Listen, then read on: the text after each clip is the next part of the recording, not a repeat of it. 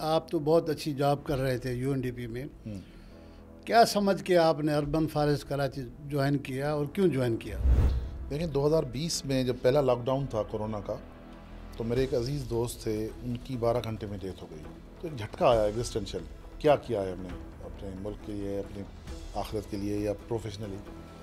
तो फिर यही सोचा कि भाई कोई काम किया जाए। आपको गूगल अर्थ ने अवार्ड दिया, जी जी। जबकि अपने जो है ना वो आपको ठीक नहीं वो समझते। यहाँ पे आप किसी से भी पूछो, फॉरेस्ट डिपार्टमेंट वालों से जाके पूछो, इदारों के लोग हैं, मतलब मैं आपको ये इनक्रेज करूँगा कि केडीए के साहिबान से पूछो, तो आउटराइटली कहेंगे कि ये हम फ्रॉड हैं। अच्छा, आपने इतनी बड़ी मेहनत मुशक्क़त के बाद फ़ायदा क्या है कराची को? डिज़ास्टर्स के कॉन्टेक्स्ट में साउथ एशिया में कोई भी ऐसा शहर नहीं है जिसको इससे सबसे ज़्यादा एग्जिस्टेंशियल थ्रेट हो, कराची को। आपके लिए सरकारी लोग ये कहते हैं कि वो गैर ज़रूरी डराते रहते हैं।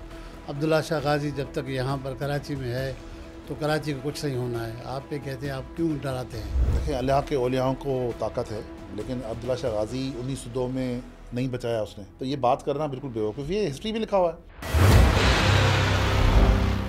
अस्सलाम वालेकुम नाजरीन, मैं हूं मंसूर मुगेरी। मंसूरनामा के साथ एक बार फिर हाज़िर हुआ हूं। आज का जो प्रोग्राम इंतहाई दिलचस्प और मालूमात पर मबनी है। आज हमने एक बहुत अच्छे एक्सपर्ट को तलब किया है, उसको तकलीफ़ दी है। वो हमें कराची को आने वाले ख़तरा से आगाही देंगे। साथ में उन्होंने एक बहुत अच्छा प्रोजेक्ट भी लगाया है अर्बन फॉरेस्ट कराची का, लेकिन उस बेचारे के साथ प्रोजेक्ट लगाने के बाद उससे दुश्मन बहुत हो गए हैं। मसूद साहब, ये बताएं कि आप तो बहुत अच्छी जॉब कर रहे थे यूएनडीपी में। क्या समझ के आपने अर्बन फॉरेस्ट कराची ज्वाइन किया और क्यों ज्वाइन किया? देखिए 2020 में जब पहला लॉकडाउन था कोरोना का, तो मेरे एक अजीज़ दोस्त थे, उनकी 12 घंटे में डेथ हो गई। तो नया नया टाइम था, तो किसी को पता नहीं था, तो हम उसके जनाजे में गए और कुछ दिनों के बाद हमें डिस्ट्रिक्ट एडमिनिस्ट्रेशन ने बताया कि जी ये बंदा जो है कोरोना में मरा है, तो आप अपने आप को क्वारंटाइन करें और मेजर्स लें। तो उस वक्त तक मैं अपनी वालदा को, अपने फैमिली के सब लोगों को से एक्सपोज हो चुका था। तो एक फीलिंग आई कि ऐसा लग रहा था जैसे कल परसों मर जाएंगे या अल्लाह माफ़ करे फैमिली में कोई ट्रेजेडी हो जाएगी।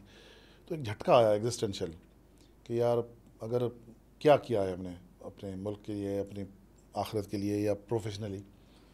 तो फिर यही सोचा कि भाई कोई काम किया जाए। तो फिर मैंने, उस ज़माने में हमारा प्रोग्राम एंड हो रहा था और कहीं दूसरी जगह मैं शिफ्ट होना नहीं चाह रहा था, तो मैंने वहाँ से प्री मेच्योर रिटायरमेंट ले ली और अपने ही पैसों से मैंने वहाँ पे नर्सरी लगाई। जब मैंने एनालिसिस किया उस वक्त, तो दो शहर ऐसे थे जो ज़्यादा ख़तरे में थे, एक लाहौर और दूसरा कराची। कराची कुछ ज़्यादा ख़तरे में था क्योंकि उसकी पूरी मरीन इकोसिस्टम जो है वो कंप्रोमाइज़ हो चुका था। तो मैंने यही प्लान किया कि मैं कराची में करूँगा। तो मैंने I started doing it in Sandspit और ये जो हॉक्स पे वाली साइड पे नेवी के साथ इनिशियली हमारी बात भी हो गई थी। तो मेरी वीडियो एक मुर्तज़ा वहाब साहब ने देखी, जो उस वक्त इन्वायरमेंट के एडवाइज़र थे। उन्होंने मुझे मीटिंग के लिए बुलाया और उन्होंने कहा कि अगर हम आपको ज़मीन दें तो आप करेंगे? तो मैंने कहा मुझे ज़मीन दिखा दें। तो इन्होंने मुझे ये दुआ रेस्टोरेंट के सामने वाली ज़मीन जो है ये दिखाई और कहा कि यहाँ करो। तो यहाँ पे सरफेस पे डेब्रीज और प्लास्टिक और गंद कचरा था और डंपिंग साइट थी, बेसिकली कचरा कुंडी थी। तो मैं ये सब जाके 2-3 फुट का होगी। तो मैंने कहा, उन्होंने कहा जी हम आपकी हेल्प करेंगे और आप शुरू करें। तो हमने वो कचरा वगैरह साफ़ करना शुरू कर दिया। जब 12-15 फुट तक भी वही कचरा नज़र आया तो पता चला कि यहाँ तो सॉइल तो है नहीं। 15 फुट तक कचरा था? जनाब अभी तक है, अभी भी जो हमने फॉरेस्ट लगाया है वो कचरे के ऊपर है। हमने फिर सॉइल बाहर से मंगाई, बाहर से मिट्टी डाली और उसके ऊपर जो हमने प्लांटेशन कर दिया। अल्हम्दुलिल्लाह वो सक्सेसफुल भी हो गई। अभी भी अगर आप फॉरेस्ट की नीचे अगर खुदाई करेंगे तो अभी भी नीचे कचरा ही है।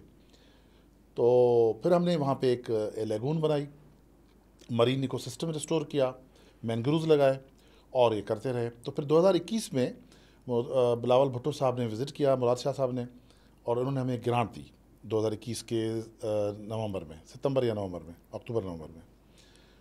और उस ग्रांट के बाद हम उसको मेंटेन करते रहे। अब हमें 5 साल होने वाले हैं, लेकिन उसके बाद फिर अच्छा, इस दौरान हमें नहीं पता था कि उस ज़मीन पे कोई क्लेम था केपीटी का। तो हमने जब काम शुरू किया तो केपीटी ने हमें डिस्टर्ब करना शुरू किया। 5 दिन काम बंद, 3 दिन काम बंद।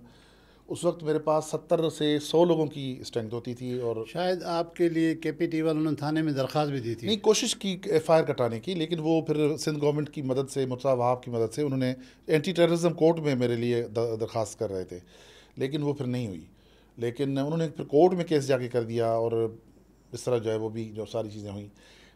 तो फिर उसके बाद कुछ अरसे के बाद सिंध गवर्नमेंट का भी शायद तवज्जो या प्रायोरिटी फॉरेस्ट की ख़त्म हो गई। तो अब हमें, अगर हम रिसोर्स थे नहीं, पानी था नहीं, बिजली हमारी कट गई थी, तो हमारे सवाए वहाँ से जाने के कोई चारा नहीं था। तो फिर मैंने ये किया कि मैंने कहा कि इसको मरने नहीं देंगे। तो अपने एसेट्स बेचे, अपने जो हम कंसल्टेंसी से कमाता था, जो भी करता था, इसी पे लगा आपको था। ग्रांट सिर्फ एक मरतबा जी, दी जी, गई, 2021 और बाकी अखराजात आपने अपने जो एसेट्स वो थे जो वो बेच ग्रांट के थी, गए। वो ग्रांट तो जो हमने किचरा साफ किया था, अगर आप कोई भी आप बताना फरमाएंगे कि कितनी ग्रांट दी थी? 5 करोड़ पे 5 करोड़ की ग्रांट जी। टोटली। टोटल। और आपने दरख्त कितने लगाए इसमें? अभी 7 लाख दरख्त हैं। 7 लाख दरख्त लगाए। उसमें क्या क्या दरख्त हैं? उसमें 6 लाख मैनग्रूव्स हैं, और 1 लाख या उससे थोड़ा ज़्यादा जो है वो टेरेस्ट्रियल 101 अकसाम के पौधे हैं जो नेटिव हैं कराची के, जिसमें सेलोरा परसिका, जिसको हम पीलू कहते हैं, या मोरिंगा है, जंगल जलेबी है, गूंदी है। फिर हम क्रीपर्स और ग्रासेस भी इंटीरियर सिलसिलाए, जो वाटर लिलीज़ और लोटस हमने रीइंट्रोड्यूस किया, टाइफा एलिफेंटिना को रीइंट्रोड्यूस किया कराची में। वो बड़ी नई चीज़ें हैं, तो पहली दफ़ा ये हमने, शायद आप थर से भी कुछ प्लांट्स लेके थर से आए। हमने जो है रोहिरो को इंट्रोड्यूस किया, सिरगू को किया। रोहिरो सक्सेसफुल हुआ, हालांकि यहाँ पे हमें शक था कि हवा में नमी ज़्यादा है, और रोहिरो को तो कहते हैं कि डेजर्ट टीक है, लेकिन रोहिरो जो है सक्सेसफुल हुआ। फिर सेलाडोरा ओलाइडेस, जो मिट्टी जार जिसको हम कहते हैं, जो थर में होती है या डेजर्ट्स में होती है, वो भी हमने की, वो भी हो गई अल्हम्दुलिल्लाह, अभी भी है। तो ये सारी चीज़ें सक्सेसफुल हमने की। पर ये इंपॉर्टेंट चीज़ ये कि मरीन इकोसिस्टम रिस्टोर हो गया और बायोडाइवर्सिटी रीजनरेट हुई। 140 अकसाम के बर्ड्स यहाँ पे रिकॉर्ड हुए हैं। 140 अकसाम के अकसाम बर्ड्स यहाँ आए हैं हाँ हाँ, इस एरिया में। वो eBirds.com ने कैटलॉग भी किए हैं। eBirds.com एक इंटरनेशनल इदारा है। अच्छा। उन्होंने वो, अगर आप वहाँ जाएंगे तो चूँकि जो बर्ड फोटोग्राफर्स हैं यहाँ पे बहुत ज़्यादा आते हैं, तो वो कैटलॉग हो चुका है। फिर गूगल अर्थ ने हमें अवार्ड दिया। गूगल अर्थ चूँकि गूगल सेटेलाइट सिस्टम से देखते रहते हैं कि जहाँ कहीं भी इस तरह की एक्टिविटी होती है। अच्छा, आप कह रहे हैं आपको गूगल अर्थ ने अवार्ड दिया? जी जी। जबकि अपने जो है ना वो आपको ठीक नहीं वो समझते। यहाँ पे आप किसी से भी पूछो, फॉरेस्ट डिपार्टमेंट वालों से जाके पूछो, या सीनियर जो मतलब यहाँ इदारों के लोग हैं, मतलब मैं आपको ये इनक्रेज करूँगा कि KDA के साहिबान से पूछो, तो आउटराइटली कहेंगे कि ये हम फ्रॉड हैं, हमें कोई फॉरेस्ट नहीं है, हम बिल्कुल कुछ नहीं करते। 7 लाख दरख्तों वालों को कह रहे हैं कि ये फ्रॉड है। जी, उनको नज़र नहीं आ रहे हैं। आ रहे हैं या वो देखना नहीं चाहते। अच्छा, आपने इतनी बड़ी मेहनत मुशक्क़त के बाद, हम भी कई बार आ चुके हैं, हमने देखे कि वाकई दरख्त हैं और बर्ड भी हमने देखे हैं, तो इनका फ़ायदा क्या है कराची को? देखें, कराची, मैं काफ़ी अरसे से ये कहता आ रहा हूँ, बल्कि मैं जब कराची आया था उस वक्त तो फॉरेस्ट लगा भी नहीं था। उसकी वजह भी यही थी कि कराची को जिस तरह के चैलेंजेस आने थे, आ रहे हैं या आएंगे, वो मैं नहीं समझता कि रीजन में किसी और शहर को आएंगे। रीजन में पूरा SAARC countries included. SAARC region से की बात करें मतलब तो सबसे ज़्यादा खतरा कराची में है। मतलब क्वालिटी ऑफ लाइफ ढाका की ख़राब है, ख़राब रहेगी।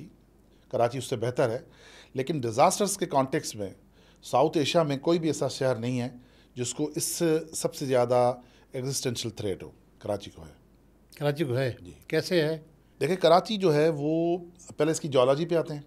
कराची अलाबंद मेजर साइज्मिक फॉल्ट के ऊपर है या उसके करीब है, क्योंकि ये जो साइज्मिक फॉल्ट है ये stretching from Gujarat India parallelly Sindh के कोस्ट से जाता है, फिर बलूचिस्तान चला जाता है कलात वाली साइड पे। और ये मेजर साइज्मिक फॉल्ट बहुत बड़ी ताकत वाली चीज़ होती है साइज्मिक पॉइंट ऑफ व्यू से। फिर दूसरा ये कि कराची जो है वो लांढी माइनर साइज्मिक फॉल्ट के ऊपर है, और दूसरा माइनर साइज्मिक फॉल्ट जो है थाना बुला खान है, जो इसके करीब है। ये क्या चीज़ें हैं जो आप बता रहे हैं? हम तो नहीं समझ। देखिए, ले मेन टर्म्स में ये है कि फॉल्ट का मतलब है कि ज़मीन में एक दरार।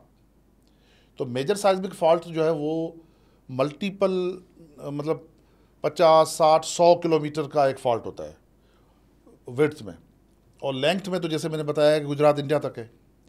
और इसकी अपनी एक थ्रस्टिंग होती है, जिस तरह ही साइज्मिक एक्टिविटी होती है। तो ये जैसे हिमालयाज जो ऊपर चढ़ा है, तो ये थ्रस्ट सबडक्शन बेसिकली जोन जो है वो यहाँ से 150 नॉटिकल माइल्स है समंदर में, जहाँ पे इंडियन प्लेट, अरबियन प्लेट और यूरेशियन प्लेट तीनों एक साथ मिलती हैं। अच्छा, और वहाँ पे आपने क्या जियोलॉजी में डिग्री ली है? नहीं, मैंने जियोलॉजी मेरा एक सब्जेक्ट था।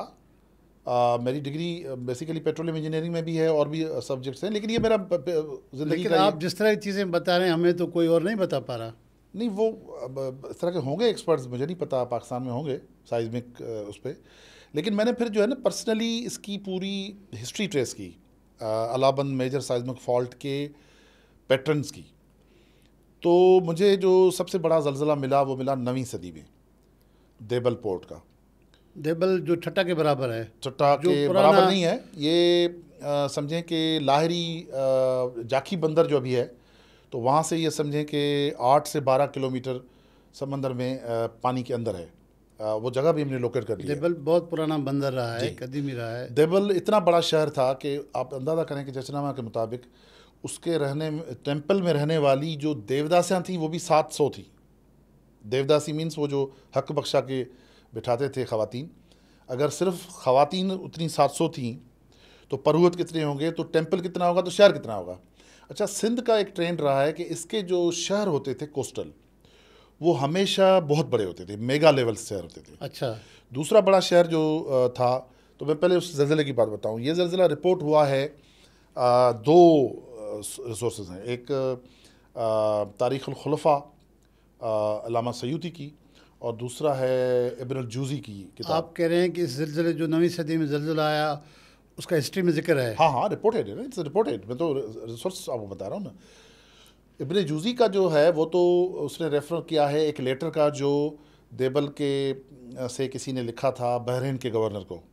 उसमें इस तरह मैं डिटो उसके वर्ड्स बताता हूँ। उसमें लिख रहा है कि अब इस वक्त जब मैं ये ख़त लिख रहा हूँ तो 20,000 लाशें निकल चुकी हैं। देबल से 20,000 लाशें निकल चुकी हैं? हाँ, ये मैं उसकी डिटो का ज़लज़ले की वजह से? ज़लज़ले की वजह से। और सवाए चंद इमारतों के पूरा शहर गर्क हो गया है। और फिर आगे जाके वो अल्लामा सयूती लिखते हैं कि 1.5 लाख लोग जो है उसकी कैजुअल्टी हुई थी। देबल में 1.5 लाख लोग मर चुके थे ज़लज़ले 9वीं से? सदी में। उस वक्त कोई हाई राइजेज नहीं थी, उस वक्त कोई क्रीक आपने बंद नहीं की थी। अच्छा, फिर दूसरा ज़लज़ला आया 1668 में औरंगा पोर्ट पे। अच्छा, by the way Auranga port को फाइनली ढूंढ के उसको डिक्लेयर जो है वो मैंने किया था 2014 में, क्योंकि ये पानी के अंदर है।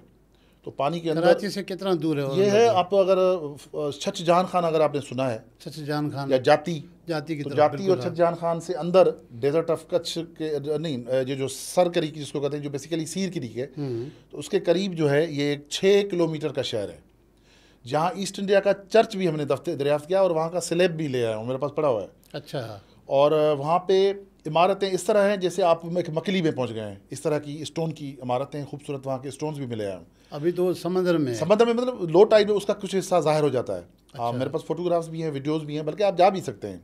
कोई भी जाना चाहे तो मैंने काफ़ी लोगों को हेल्प भी की है, जाएँ और देखें। उसकी विड्थ है 6 किलोमीटर उस शहर की।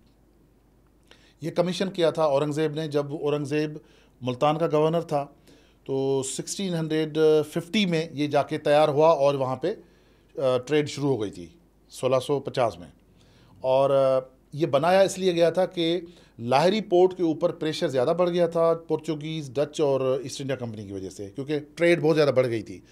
तो लाहौर का सामान भी यहाँ से जाता था। तो औरंगज़ेब ने कहा कि पैरेलल एक और पोर्ट बनाओ, तो इन्होंने ये पोर्ट बनाया। तो उसमें वक़ाए नगार भी आ गए थे और पोर्चुगीज़ भी आ गए थे। ईस्ट इंडिया कंपनी का खुद चर्च था, उनकी फैक्ट्री थी पोटेशियम नाइट्रेट की। तो उसमें लिखा है कि जी 30,000 हाउस होल्ड पानी में चले गए हैं। ये उनके वक़ाए नगार, मुग़लों के वक़ाए नगार का मैं आपको एग्जैक्ट वर्ड्स बता रहा हूँ। 30,000 हाउस होल्ड समंदर में अंदर चले गए।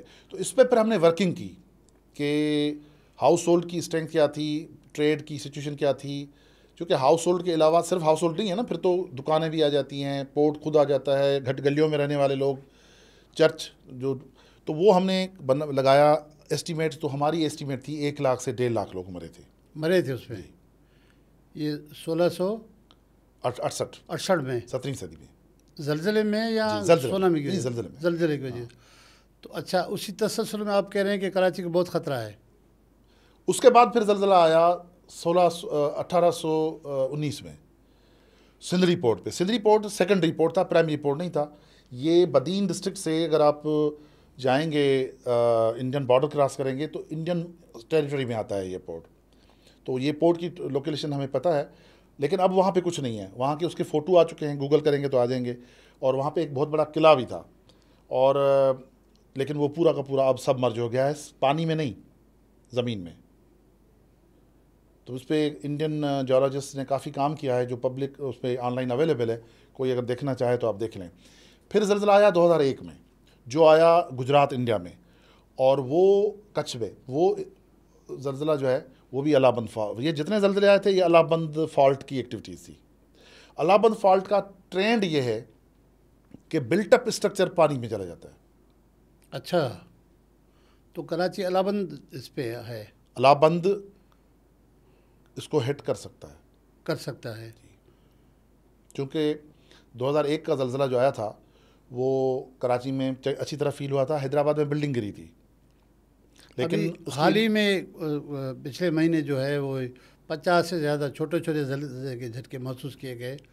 तो अब क्या समझते हैं कि इसको अगर नज़र में रखा जाए तो? जो भी मेरा ये पॉडकास्ट सुन रहा है वो कंपास ले ले, कंपास ये जो जिसको हम कुतुबनुमा कहते हैं, और Lyari Korangi steel mill area और गुलशन जौहर के कुछ एरियाज़, फिर आप इस तरफ चले जाएं कटी पहाड़ी और ये जो एरियाज़ हैं, वहाँ जाके आप नॉर्थ लेने की कोशिश करें तो सुई ऐसे घूमेगी। ये इंडिकेटर है कि वाइब्रेशन हो रही है, साइज़मिक। अच्छा, हाँ, आप तजर्बा करके देखें कि आप चले जाएं लांडी में और कुतुबनुमा को देखें तो सुई एक दिन नहीं रुकेगी, ऐसे मूव करेगी। क्यों? मुसलसल चल रही है एक्टिविटी, लो इंटेंसिटी की मुसलसल एक्टिविटी चल रही है। अच्छा, ये जो ज़लज़ले आए ये लांडी माइनर फॉल्ट पे आए, ठीक है, और लांडी माइनर फॉल्ट का मैक्सिमम पोटेंशियल जो है वो 6 का झटका है, उसका मैक्सिमम पोटेंशियल उसका ये है। लेकिन ये जहन में रखें कि एक और फॉल्ट लाइन है माइनर, जिसको थाना बुला खान माइनर फॉल्ट कहते हैं, वो कराची के करीब है।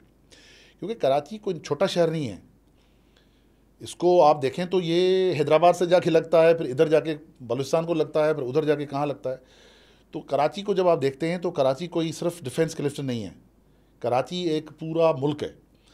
और उसकी तो 6 का झटके का जो हमने साइमुलेशन की आर्टिफिशियल इंटेलिजेंस के प्रोजेक्शन की, कि अल्लाह रहम करे अगर 6 या 5.5 से ऊपर का कोई झटका आता है और शेलो आता है तो क्या होगा। तो जो रिजल्ट्स आए वो मैं रिकॉर्ड पे नहीं, मैं ऑनलाइन नहीं बता सकता क्योंकि लोग डर जाएंगे। ये तो फिर तबाही आएगी। जिस तरह की बात बता रहे हैं 6 के झटके आए तो फिर तो तबाही आएगी। देखिए, मैं बहुत सारे लोग ना ये बोलते नहीं हैं, वो कहते हैं कि जी नहीं बोलना चाहिए, ये होगा वो होगा। मैं इसलिए नहीं बताता कि मैं, या इसलिए नहीं बताता कि कोई नाराज़ हो जाएगा नहीं हो जाएगा। देखिए, ये इंसानी ज़िंदगियाँ हैं। मुझे ये बताएं कि जो मलीर में लियारी में जो गिरी है बिल्डिंग, क्या वो ज़लज़ले से गिरी है? वो तो ज़लज़ले से नहीं गिरी है। तो आप जब हम वो देखते हैं कि उनके अजीज़ रिश्तेदार जो है वो बैठे हुए हैं और वो मलबे में पड़े हुए हैं, सबसे एगोनाइजिंग डेथ जो होती है ना, मौत, वो ज़लज़ले में या बिल्डिंग गिरने से होती है। क्योंकि आप ज़िंदा होते हैं, आपके हाथ पांव टूटे होते हैं, और आपको भूख भी लगी हुई है, प्यास भी लगी होती है, और आपको ये पता नहीं होता है कि मैं बचूंगा नहीं बचूंगा, और बाहर आपके जो अजीज़ बैठे हैं वो भी इनको नहीं पता बचोगे या नहीं बचोगे। इससे ज़्यादा क्या होगी। और दूसरी बात यह कि ज़लज़ला जब आता है ये वाहिद डिज़ास्टर है जिसमें बादशाह भी मरेगा और चपरासी भी मरेगा। ये ज़लज़ला ये नहीं पूछता, क्योंकि साइक्लोन को प्रेडिक्ट आप कर सकते हैं, आप निकल जाएंगे उस जगह से। सुनामी को और ज़लज़ले को आप प्रेडिक्ट नहीं कर सकते। सुनामी के 2-3 बार वार्निंग्स तो दी गई हैं, लेकिन सुनामी अल्लाह ने बचा लिया। अच्छा मसूद साहब, आपके लिए सरकारी लोग ये कहते हैं कि वो गैर ज़रूरी डराते रहते हैं। अब्दुल्ला शाह गाजी जब तक यहाँ पर कराची में है तो कराची का कुछ नहीं होना है। आप पे कहते हैं, आप क्यों डराते हैं? देखिए, अल्लाह के औलियाओं को ताकत है, लेकिन अब्दुल्ला शाह गाजी 1902 में नहीं बचाया उसने। साइक्लोन आया था यहाँ पे, 1944 में साइक्लोन आया था, और वो रिकॉर्डेड है कि उसकी वजह से 10,000 लोग डिस्प्लेस हुए थे कराची में, होमलेस हुए थे, जब पॉपुलेशन सिर्फ 4 लाख थी। अब आप 10,000 का प्रोपोर्शन निकालें कि 10,000 कितने बनते हैं 4 लाख के। फिर आप आ जाएँ आज की डेट में, कराची की पॉपुलेशन को 3 करोड़ मान लें या 2.5 करोड़ मान लें, तो उसका वही प्रोपोर्शन लगाएं तो क्या होगा, पहली बात। दूसरी ये कि अब्दुल्ला शाह गाजी 1944 में भी मौजूद है ना, तो ये बात करना बिल्कुल बेवकूफ़ी है, हिस्ट्री भी लिखा हुआ है। फिर उसके बाद छोटे बड़े तो 64 में आया, 64 में साइक्लोन आया। बल्कि इनफैक्ट चूँकि मैं बदीन से हूँ तो मैं तो पैदा नहीं हुआ था, लेकिन मेरी अम्मी को वो बात याद है अभी तक। मेरी अम्मी, खुदा उनकी ज़िंदगी बड़ी करे, वो पूरा बताती हैं 99 में जो साइक्लोन आया। अब मैं ये इन्वायरमेंट के लिए क्यों करता हूं? 99 की साइक्लोन ने तो बदीन और ठट्टा में बहुत बड़ी तबाही मचाई सर थी। मेरा गांव जो है 38 आवर्स मेरे फैमिली जो है ट्रैप हो गई थी। और वो मेमोरी है मेरे अंदर, जो कि इसलिए कि मैं इन्वायरमेंट में काम करता हूं, क्योंकि हमने वो देखा है। साइक्लोन को आप मजाक समझते हो? मैं अभी आपको ज़िम्मेदारी से कहता हूं कि अगर अल्लाह माफ़ करे साइक्लोन ना आए कराची में, अल्लाह करे कभी ना आए, लेकिन अगर उसने करीब तरीन इलाकों में भी लैंडफॉल किया, जो पैटर्न रहा है इसका, फॉर एग्जांपल केटी बंदर या धाबेजी तक लैंडफॉल अगर करता है, तो आप क्या समझते हैं कराची में क्या होगा? क्यों? क्योंकि यहाँ जो मरीन इकोसिस्टम अल्लाह ताला ने बनाया था उसमें 2 बड़ी लेगून्स थी, और कराची की अंदर की 2 बड़ी आउटलेट्स थी, क्रीक्स, एक गिजरी, एक कोरंगी। फिर कोरंगी की 5 सब क्रीक्स थी। फिर जो ओबायो लेगून थी, अब आपको मैं लेमन में बता दूं कि 3 तलवार, 2 तलवार से लेके हिजरत कॉलोनी, श्री जनाह कॉलोनी जाके अमेरिकन कौंसल जनरल का जो नया दफ्तर है बड़ा, उस तक, फिर वहाँ से माई कोलाची के रोड लेके समंदर तक, ये पूरी ओबायो लेगून थी। जी हाँ, समंदर था यहाँ तक, लेगून थी। इसको लेगून का मतलब ये है कि ये हाई टाइड में पानी अंदर आता है और लो टाइड में पानी वापस चला जाता है, लेकिन रिटर्न भी होता है, जिससे मैंग्रोव्स निकलते हैं, मैंग्रोव्स पैदा होते हैं, और काफ़ी फिश और श्रिम्प जो है वहाँ पे बच्चे करती है। फिर दूसरी जो थी लेगून, वो थी नैनार, वो सेंट स्पिट्स के पीछे थी। नैनार चूँकि लेगून भी थी और ट्राइब्यूटरी भी थी, यानी कि वो बारिश के ज़माने में काफ़ी पानी भी लेके लियारी नदी में छोड़ती थी, तो इसलिए उसको नैनार कहते हैं। और अंग्रेज़ों ने उसका जो नाम रखा है, उसमें लिखा हुआ है मैप्स में, नया नाला, क्योंकि वो उर्दूवाइज कर देते थे, लेकिन नैनार अभी भी है। नैनार का हिस्ट्री में भी जिक्र है, किताबें जो हैं, जैसे इसकी ये जो थे अपना गुलशन कलमती साहब की जो किताबें हैं उसमें भी है। फिर जो लेजेंड है ना, जो मोरलो मीरबर का जो लेजेंड है, जो 13वीं सेंचुरी से गाया जा रहा है और पब्लिश है, सिंधी में, उर्दू में, अंग्रेजी में पब्लिश नहीं हुआ, तो उसमें वो लिखा हुआ है। तो वो सारी जो है वो तो उसने बंद कर दी, वो की थी 1955 में, KPG ने बंद किया था। चैनल जब बंद हुआ तो वो जो पानी आके हार्बर को साफ़ करता था, फिश हार्बर को, कराची हार्बर को, वो साइकिल आपका बंद हो गया। तो अब आप तो फुली चोक्ड है, अब तो आपके अंदर कोई एब्जॉर्प्शन कैपेसिटी नहीं है, आप एब्जॉर्ब कर ही नहीं सकते। अच्छा मसूद साहब, हम तो देख रहे हैं कि हिस्ट्री में तो लिखा हुआ है कि 2 तलवार तक जो है, 3 तलवार तक, वहाँ तक पानी समंदर था ना। अब तो उसको आगे बढ़ते जा रहे हैं, अभी जो यहाँ मेन सी हुई है उसको भी आगे बढ़ते जा रहे हैं। तो आप समझ रहे हैं कि खुदा न खास्ता कोई इस तरह की चीज़ हो तो क्या हालत होगी ये? आपको मैं ये सिर्फ बता दूं कि आप 1852 से लेके 1858 के जो मैप्स हैं अंग्रेज़ों के, पढ़े हुए हैं, कर लें, हर जगह से पढ़े हुए हैं, वो आप देख लें। उसमें आप देख लें तो केमाड़ी आइलैंड है, Kemari was not mainland, both island was an island. Raja Dalu Rai का जो महल था वो बाथ आइलैंड के ऊपर था। और फिर ये जो है आपका अब्दुल्ला शाह गाजी का जो पहाड़ी है मज़ार जो है, ये भी आइलैंड था। और ख़ुद क्लिफ्टन और डिफेंस का काफ़ी एरिया, इस एरिया को कहते थे हवा बंदर। यहाँ पे गस्टिंग विंड्स लगती थी और सैंड्स उड़ा के लाती थी।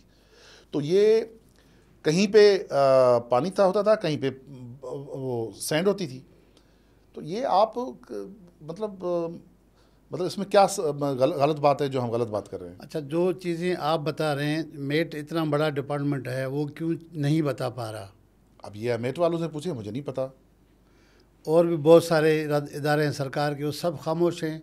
आपने इतनी बड़ी खतरे की निशानदेही कर दी। कराची के बारे में इंफॉर्मेशन है ही नहीं है। नहीं, कराची की एक किताब है इनकी, आरिफ हसन साहब की, उन्होंने काफ़ी कम्प्रीहेंसिवली कवर किया है, लेकिन उसमें चूँकि ये फोक लोर को और जो दूसरी हिस्ट्री जो सिंधी में है या आर्कोलॉजिकल फॉर्म में है, तो वो तो उर्दू में आई है ना, अंग्रेज़ी में आई है, वो तो किसी को पता ही नहीं। मतलब मोरो मीर भर की जितनी भी दास्तान है वो कितना कॉम्प्रीहेंसिवली सिंधी में पब्लिश हुई है या गाई जा रही है। आप देखें हमारे फोक सिंगर्स उसको गाते हैं, वो पूरी, वो कलाची जो कुन फॉर एग्जांपल एक रेफरेंस आता है, कलाची जो कुन मतलब व्हर्लपूल जो था वो कहाँ था? तो वो तो ये था जगह जहाँ पे लियारी में, मेरे हिसाब से पूरा लियारी जो था ये कराची जो कुन था, तो जब लियारी तो नहीं था ना उसका। हाँ, ये हो गया। और इन्होंने जो है वो जो खड्डा था, वो जो बाकी जब खड्डा रह गया तो उसको अभी भी खड्डो कहते हैं, खड्डो, हाँ। खड्डो कहते हैं। ये कराची का कुन यही था जहाँ पे वो एक ट्रैप हो गई थी, कोई वेल, ब्लू वेल, जिसको मांगरमच्छ कहते हैं। मांगरमच्छ, हम मगरमच्छ को सिंधी में नहीं कहते, मांगरमच्छ हम कहते हैं शार्क को या वेल को, जो वो जो खूनख्वार हो।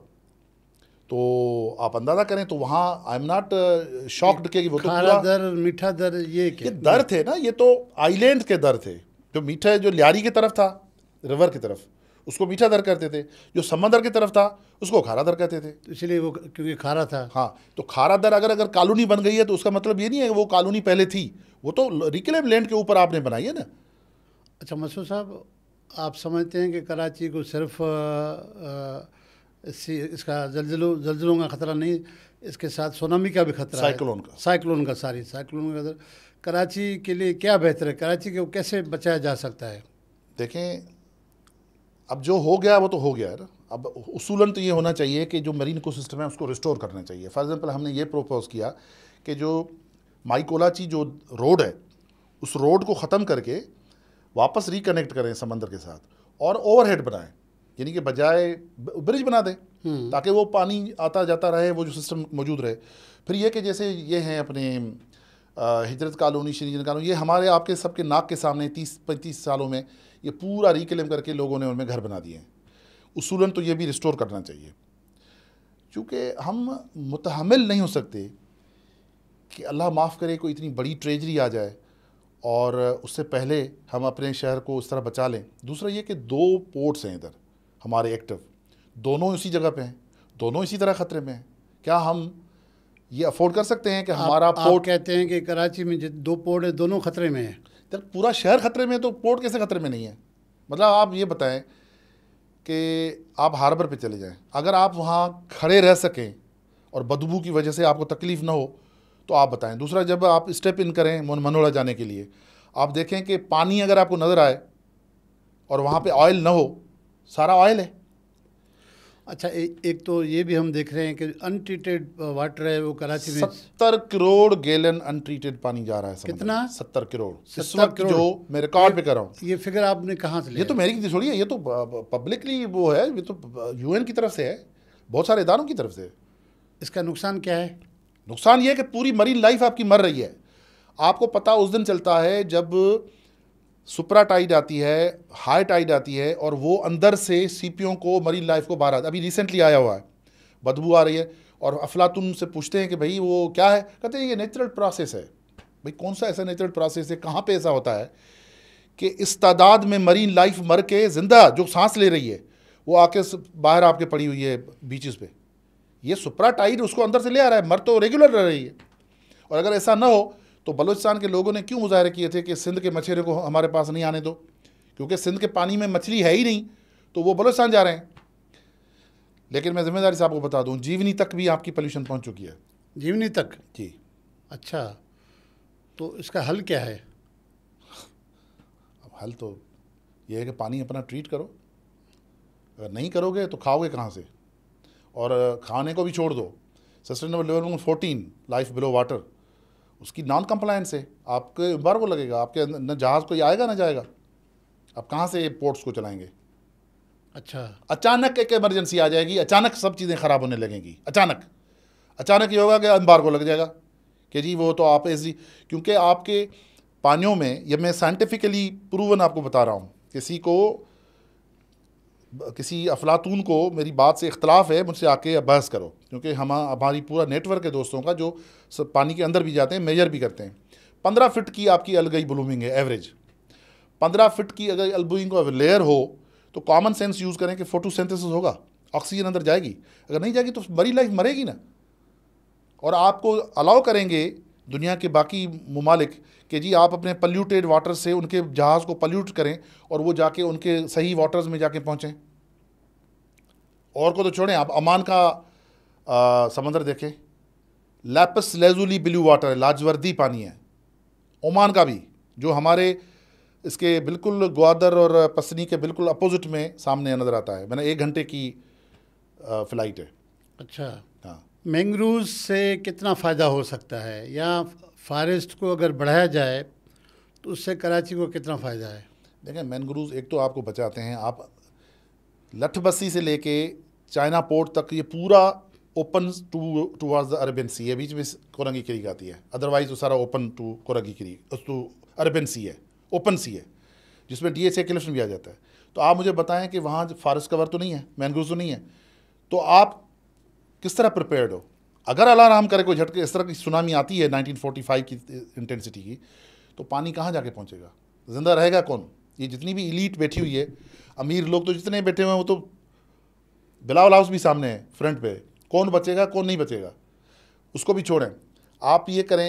अच्छा, फिर लोग कुछ कहते हैं कि जी ऑप्टिमिस्ट बनने पेसिमिस्ट बनने। यार, दुनिया में disaster risk reduction, disaster measure किया जाता है कि भाई डिज़ास्टर रिस्क रिडक्शन की जाती है।